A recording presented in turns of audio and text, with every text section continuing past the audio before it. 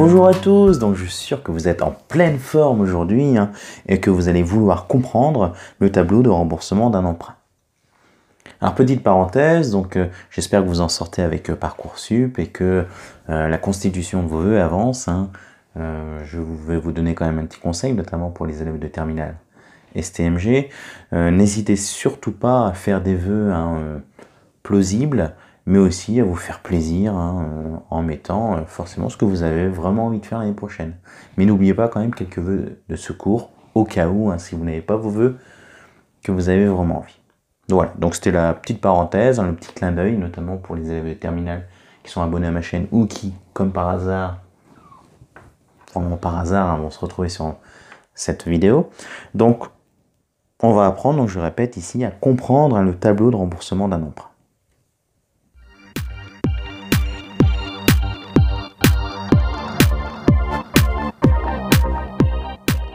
Vous avez ici donc la maquette du tableau de remboursement d'un emprunt, où on a évidemment les colonnes caractéristiques. La toute première colonne correspond aux années, où on va mettre en ligne toutes les années.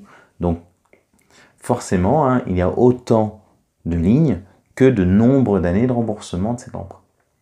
Autrement dit, ici, nous avons 4 ans de remboursement pour un emprunt, parce qu'on a l'année N, ça fait 1 an, l'année N plus 1, ça fait 2 ans, l'année N plus 2, ça fait 3 ans, l'année N plus 3, ça fait 4 ans. Donc si vous avez 6 ans de remboursement d'emprunt, vous aurez ces lignes. On n'oublie jamais la ligne totale, ce qui va permettre notamment de calculer le total des intérêts qui vont nous permettre d'avoir le coût total pour l'emprunt. Commençons maintenant à avoir la deuxième colonne. Cette deuxième colonne donc, correspond tout simplement à ce qu'on appelle le montant du capital restant dû. Autrement dit, c'est le montant du capital emprunté restant à rembourser au début de la période.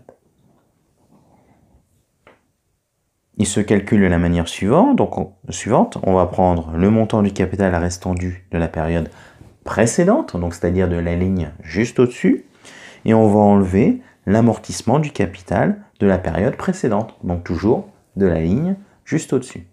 On verra tout à l'heure des exemples pour essayer de mieux comprendre ce calcul, qui finalement est très simple. Les intérêts, donc ici il s'agit tout simplement du montant des intérêts que l'entreprise va devoir payer. Alors pour information, les intérêts, pour ceux qui ne savent pas ou ne savent plus ce que c'est ce qu'on appelle le loyer de l'argent. Autrement dit, lorsqu'une banque prête une certaine somme d'argent à une entreprise, elle ne va pas le faire gratuitement. La banque va forcément facturer le service et ce service est évalué avec des intérêts. Les intérêts tout simplement correspondent au chiffre d'affaires que va se faire la banque sur l'emprunt qu'elle a accordé. Pour calculer les intérêts, il faut tout simplement faire le montant du capital restant dû de la ligne multiplié par le taux d'intérêt. À savoir que le taux d'intérêt est forcément donné dans l'énoncé, ou alors apparaît au-dessus de ce tableau. Nous avons ensuite l'avant-dernière colonne qui s'appelle amortissement du capital. Il s'agit du montant du capital amorti, c'est-à-dire remboursé pendant la période.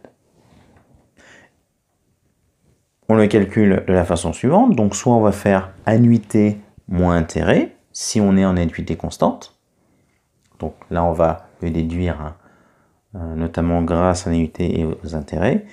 Et si on est en amortissement constant, on va plutôt faire capital emprunté divisé par la durée, c'est-à-dire le nombre d'années. Pour l'annuité, dernière colonne, donc simplement on va prendre le montant prélevé par la banque, c'est-à-dire payé par l'entreprise chaque année. Cela correspond tout simplement à l'amortissement plus les intérêts. Autrement dit, on va prendre la partie du capital qui est remboursée pendant l'année et on va ajouter les intérêts. Et c'est ça que la banque va prélever. On appelle ça l'annuité. Alors, je vais vous donner donc la formule de calcul pour trouver l'annuité lorsqu'on est en annuité constante, à savoir que c'est un calcul financier. Donc tout simplement, on va prendre le capital emprunté, on va multiplier par le taux d'intérêt et on va diviser par 1 moins 1 plus le taux d'intérêt puissance moins la durée. Si on est en annuité constante. Alors attention, hein, pour ceux qui sont en terminale STMG, il faut savoir que ce calcul n'est pas au programme. Autrement dit, si vous êtes en annuité constante, le montant de cette annuité sera inscrite dans une annexe ou dans l'énoncé. Donc pas de panique, il vous est donné. Par contre, pour ceux qui sont au niveau supérieur, au moins au niveau BTS, voire DCG ou maîtrise ou licence, là par contre, il faut connaître ce calcul, qui peut paraître compliqué à première vue, mais il suffit simplement de remplacer chaque terme par le montant, le pourcentage que l'on a dans l'énoncé. On va voir notamment tout à l'heure avec un exemple. Donc justement, je vous disais tout à l'heure que la ligne totale était très importante parce que justement, le total des intérêts de la colonne d'intérêt correspond au coût de l'emprunt. Donc ce qu'on appelle le total des intérêts.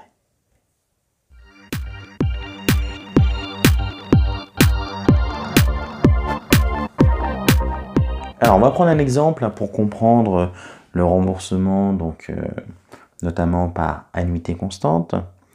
Donc ici, imaginons que votre entreprise, le 1er mars, N, a souscrit un emprunt pour financer un investissement de 300 000 €. La banque vous demande un remboursement par annuité constante d'une durée de 4 ans avec un taux d'intérêt de 3%. Donc on emprunte 300 000 €. Donc vous avez ici le tableau de remboursement d'emprunt donc complété. Alors je vais bien sûr vous expliquer comment on retrouve les différents montants. Alors à savoir que je vais vous expliquer seulement la première ligne, parce que les autres lignes, vous verrez, c'est toujours la même chose. Donc on va commencer par comprendre ce qu'est l'annuité. Voilà, parce qu'on est en annuité constante, donc du coup on va calculer l'annuité. Alors l'annuité correspond donc soit à un montant qui est donné dans l'énoncé, et donc là on est au niveau STMG-GF. Par contre, si on est au niveau supérieur, donc je vais quand même vous donner la formule de calcul. Alors pour les STMG-GF, je vous demande de patienter un peu, ou alors vous avancez dans la vidéo. Il faut savoir que, donc, je vous disais tout à l'heure qu'on va prendre le montant du capital emprunté. Donc vous l'avez en bleu, donc c'est-à-dire 300 000 € dans l'énoncé. Et on va multiplier ces 300 000 € par le taux d'intérêt. Le taux d'intérêt est de 3%. Et ensuite, on va diviser par 1 moins, entre parenthèses, 1 plus le taux d'intérêt, on ferme la parenthèse, puissance moins la durée.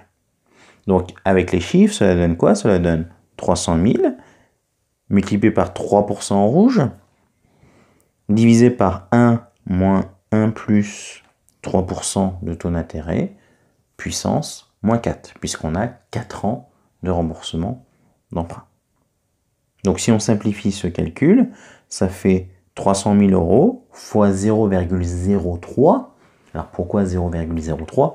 Tout simplement parce que 3%, ça fait 0,03. Donc fois 0,03 divisé par 1 moins 1,03 puissance moins 4. Donc concrètement, ce n'est pas si difficile que ça. Alors par contre, il peut y avoir un petit piège, il faut bien mettre notamment les parenthèses au bon endroit, notamment lorsque vous allez faire ce calcul sur votre calculatrice. Nous trouvons 80 708,11 €, ici en orange. Donc ces 80 708,11 € que vous avez trouvé grâce à la formule pour ceux qui sont en études supérieures ou que vous avez trouvé dans l'énoncé pour les GF se reportent dans toutes les lignes, donc c'est-à-dire dans toutes les annuités de chaque année.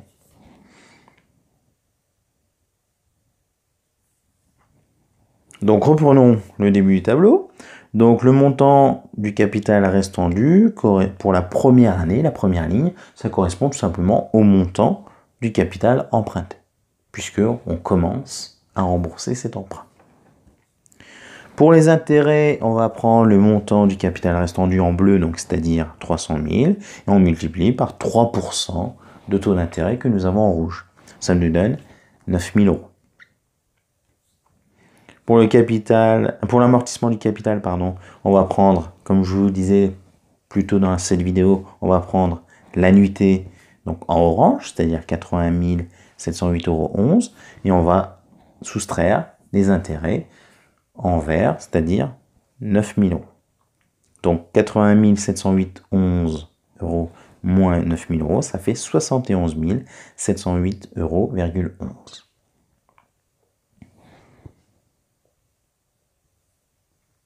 Pour le montant du capital restant dû de la deuxième année, on va prendre le montant du capital restant dû en N, c'est-à-dire l'année juste au-dessus, donc 300 000 €, et on va enlever les 71 708,11 € d'amortissement du capital de l'année précédente, c'est-à-dire l'année N. Donc il nous reste 228 291,89 €. Autrement dit, cela signifie que l'entreprise doit encore rembourser 228 291,89 € à l'entreprise, à sa banque. Donc ensuite, forcément, vous ferez les mêmes calculs pour chaque ligne. Et à la fin, normalement, vous devez arriver au total des intérêts. Donc si on cumule tous les intérêts depuis le début, sur les 4 années, nous arrivons à 22 832,46 €. Autrement dit, l'emprunt contracté sur 4 ans d'un montant de 300 000 € pour un taux de 3% d'intérêt génère 22 832,46 €. C'est-à-dire que l'entreprise a payé 22 832,46 € d'intérêt, donc au total, sur cet emprunt. Vous remarquerez qu'à côté de ces 22 832,46 € dans le tableau, le total de l'amortissement du capital correspond tout simplement au capital que l'on a emprunté. Donc, autrement dit, les 300 000 € donc, montrent ici que nous avons remboursé l'intégralité de l'emprunt. Alors, si on continue un petit peu encore à droite, au total d'annuités, nous avons 322 832,46 €. Voilà, c'est très simple. On fait la somme de toutes les annuités juste au-dessus. Ou alors, on peut contrôler en faisant donc les 22 000 € de totaux d'intérêt, plus le total d'amortissement du capital. Donc 22 000 plus 300 000, ça fait bien dans les 322 000 €.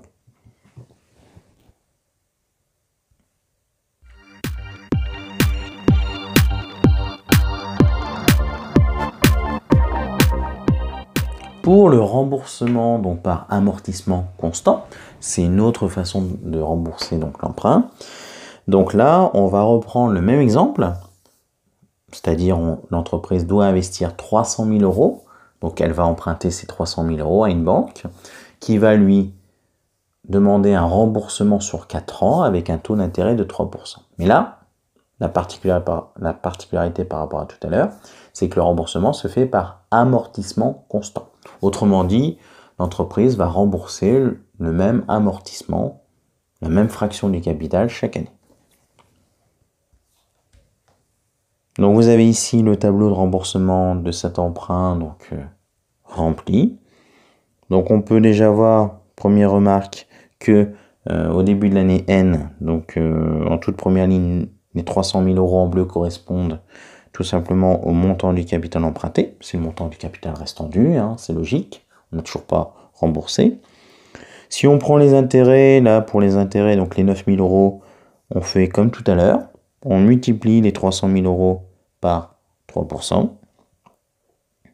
Donc, c'est-à-dire qu'on prend le montant du capital restant dû de la même ligne fois le taux d'intérêt. Pour l'amortissement du capital, donc vu qu'on est en amortissement constant, donc ça veut dire qu'on va prendre le montant du capital emprunté, donc 300 000 €, et on va diviser par la durée, c'est-à-dire 4 ans. Ça nous fait 75 000 €. Donc autrement dit, l'entreprise va rembourser 75 000 € de capital chaque année pendant 4 ans. Ce qui fait que forcément, ça va arriver à 300 000 € à la fin. Donc l'annuité, là, c'est très simple. On va prendre l'amortissement en violet, 75 000 €, plus ses intérêts en vert, 9 000 €. Donc ça nous fait bien 84 000 € d'annuité. Pour le montant du capital restant dû de l'année suivante, donc on va faire le montant du capital restant dû de l'année N, c'est-à-dire l'année juste au-dessus, 300 000, moins l'amortissement de l'année précédente, c'est-à-dire 75 000. Il nous reste bien 225 000. Donc autrement dit, l'entreprise va rembourser, doit encore rembourser ces 225 000 euros à sa banque. Pour le reste du tableau, c'est toujours la même chose. Donc vous recalculez les intérêts, et l'annuité et le capital restant dû de l'année suivante. Donc là, vous avez le tableau complètement rempli. À noter ici que les intérêts diminuent au fur et à mesure du temps, ce qui est logique, parce que, évidemment, le montant du capital restant dû diminue au fur et à mesure que l'on rembourse l'emprunt. Donc nous avons ici le coût total de l'emprunt. Donc tout simplement, nous en avons pour 22 500 euros, si on fait le total des intérêts. Voilà. Donc à noter que il peut être parfois intéressant de comparer aussi avec l'annuité constante. Savoir quel est l'emprunt qui génère le moins d'intérêt. Donc souvent on va prendre peut-être l'emprunt qui génère le moins d'intérêt. Et en plus, pour l'avantage quand même de cette méthode de remboursement par amortissement constant, c'est que les intérêts vont baisser, on amortit toujours le même montant du capital, donc ce qui fait que les annuités baissent d'année en année. Alors que tout à l'heure dans l'annuité constante, dans la première modalité de remboursement, il faut savoir que le décaissement, c'est-à-dire donc ce que l'entreprise va payer, est le même chaque année.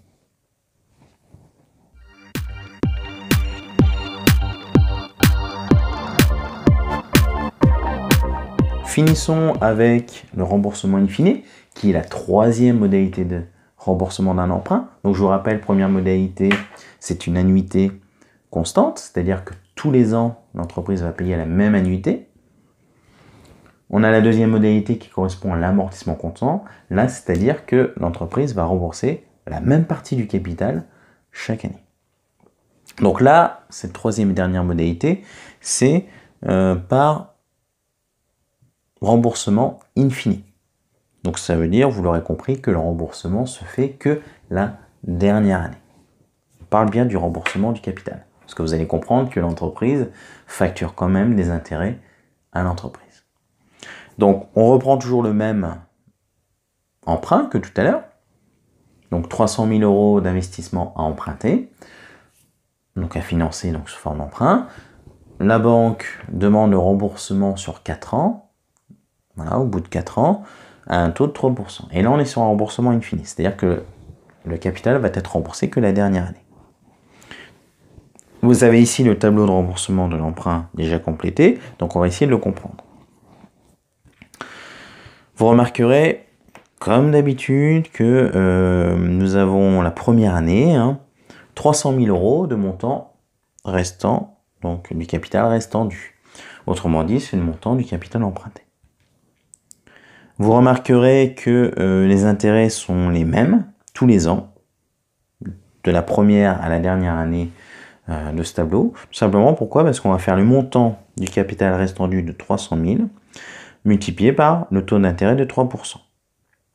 Et vu que chaque année, il nous reste toujours 300 000 euros à rembourser en capital restant dû, fois 3%, ça fait toujours 9 000 euros. Donc voilà, une des particularités de cette modalité de remboursement, c'est que chaque année, l'entreprise va payer les mêmes intérêts. Il n'y a pas d'amortissement du capital sur les 3 premières années. Pourquoi? Parce que, vu que c'est un remboursement in fine, le remboursement du capital total ne se fait qu'à la 4e et dernière année. Vous pouvez le voir ici, donc à l'année N+3. Pour l'annuité, donc c'est très simple. On va prendre l'amortissement. Alors, pour les 3 premières années, cet amortissement est égal à 0, plus les intérêts de 9 000 chaque année. Donc, du coup, l'annuité est la même chaque année de 9 000. Alors, si vous êtes curieux par rapport aux 2 précédents tableaux de remboursement d'emprunt, vous remarquerez ici que les annuités des 3 premières années sont très très faibles. Tout à l'heure, on était dans les 70 à 80 000 euros. Là, nous sommes qu'à 9 000 euros. Mais la particularité, c'est que l'entreprise va devoir forcément, rembourser toujours ces 300 000 euros. Donc si on prend ici le montant du du capital restant dû, donc en jaune, on voit bien ici que à chaque fois, on va faire le montant du capital restant dû en N, moins l'amortissement de N. Et on fera la même chose pour N plus 1, N plus 2. Et donc, nous arrivons toujours à 300 000 euros. Logique, parce qu'il n'y a pas de remboursement du capital donc chaque année. Donc, autrement dit, le montant du capital restant dû reste toujours le même. Chaque année, hein, il ne baisse pas. Donc, on voit bien ici que le capital est amorti, c'est-à-dire remboursé intégralement seulement la 4e année, c'est-à-dire la dernière année. Donc ici, vous avez en violet 300 000 euros. Finissons avec le coût total de l'emprunt. Donc le coût total de l'emprunt, je vous rappelle, correspond au montant total des intérêts. Ça fait donc 9 000 euros pendant 4 ans. Ça fait bien 36 000 euros au bout de 4 ans. Vous remarquerez ici que c'est quand même le mode de remboursement quand même le plus coûteux.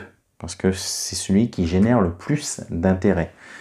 Alors c'est logique. Pourquoi? Parce que l'entreprise paie toujours les mêmes intérêts élevés de 9 000 euros chaque année. Alors que sur les autres méthodes, les intérêts quand même baissaient d'année en année.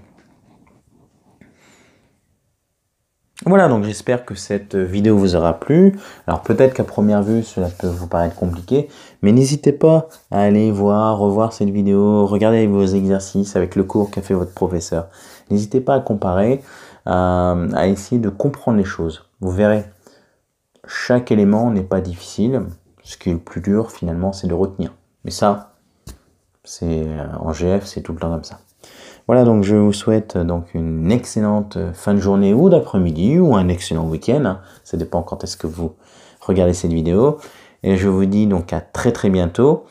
Et surtout, hein, travaillez bien, surtout pour les terminales, hein, gestion finance ou même les BTS, hein, ou même les DCG.